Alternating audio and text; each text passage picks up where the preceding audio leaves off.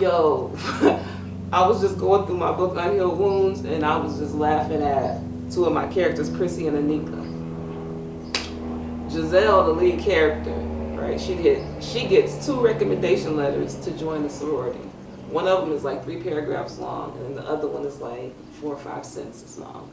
Jezel knows the one that's longer obviously has more details in it and more things to make her look good in the eyes of the people deciding to put her in the sorority. And Prissy and Anika are such the president and dean of the sorority at Jezel's school that they decide to use the one that's 4 or 5 sentences. So Jezel, when she received, her envelope back, wondering why, she opens it up and sees the longer recommendation still in it. And it was just so funny. I'm like, wow, this president and dean, y'all are so either jealous or lazy, but I want to say probably jealous of Jezel's recommendation letter that was longer because you guys didn't want to make her look better to the president of the entire sorority at the time. Like, they just had me rolling. And then they get on her.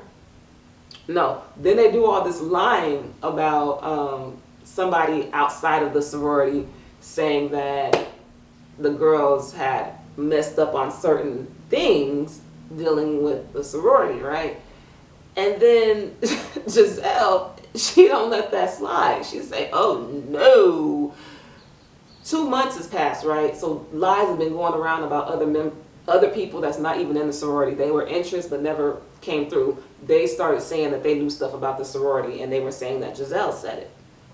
So some of the girls messed up on their recommendation letters or turned their applications in late. So Prissy and Anika really the dean, she's the one, she starts all these rumors. No, she starts spreading the business of the sorority, and she particularly keeps Jezel's name in her mouth, right? She keeps lying and saying Jezel said this, Jezel said that to the the advisors of the sorority, right? So one day, 2 months these lies are going around. Jezel keeps spreading stuff about our sorority to people that didn't make it. And then, Jezel says, okay, now the advisors are here believing it. So Jezel says, Anika told the line this stuff. It's certain things that as line sisters that we weren't supposed to share with each other, especially, if something went wrong or, was personal about things that we were doing, that even like while we were pledging, if we couldn't tell, certain things happen and you're like, okay, girl, that's just too personal. You don't have to tell nobody that happened in your life. That's between you and your mother, or between you and your father, or between you and your grandmother, right? You don't have to tell them that. So Anika, the dean, tried to lie on Jezel to the advisors of the sorority at the school. And Jezel flat out told the advisors, look, she's lying on me. She started spreading all that stuff to people that aren't in the sorority. And so Anika is just messy. She's one of them girls, that's just ugly and messy because, and then you could just tell they're jealous of so much stuff about other people who don't have the same traits, right?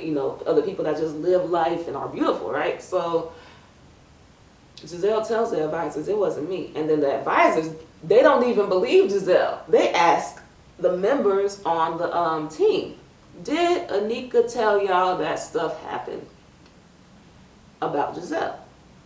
And Jezel's not spreading that stuff, right? And they say, yeah. And then Anika still tries to say that Jezel is a damn lie, right? So Anika's trying to put a lot of bitterness in Jezel when she even graduates and later in life. You'll never forget. It's like it's your pledging experience. So, you'll never forget. And then Anika's trying to give her this pain to deal with later in life. But Jezel, she did what she had to do. She said, no, advisors, I want y'all to know the truth about me. I didn't tell nobody outside of the sorority anything I was going through in the sorority. And then my line sisters backed me up. So had Anika, one thing Anika Jezel's line sisters ended up backing her up. So the advisors asked Jezel's line sisters, did Anika say these things? And her line sisters told the truth. They said, yeah, Anika said all that stuff about Jezel. But the thing Anika didn't fucking know, what I'm learning right now, is what Anika didn't know is if she had been a good ass advisor, no, if she had been a good dean, meaning she was loyal, she wasn't, about no bull. She, if she was a good dean, my line sisters, no, if Anika was a good dean, Jezel's line sisters would have never sided with her because,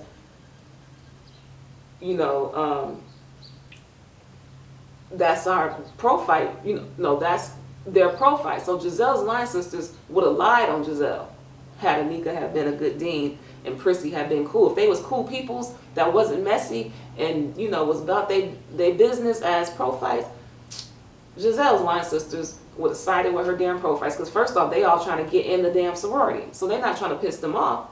So had they had done what they were supposed to do as the dean and president, them two girls would have lied on Jezel. Jezel would have been sitting there stuck stupid, still trying to get her damn letters. Or she might already have them at this time. I gotta brush up on reading my own book. She might already have them. I haven't read Unhealed Wounds in over, probably since I published it. And that was years and years ago. I haven't read it, so I would have to brush up on all the details. But, I mean, the thing is, that's how messy, Pleasure was in this book. If Jezel's line sisters would have lied on her, she still would have had to, go through with everything. It's like she would have to sit up here with these girls that lied on her, and they in the same, on the same line as her.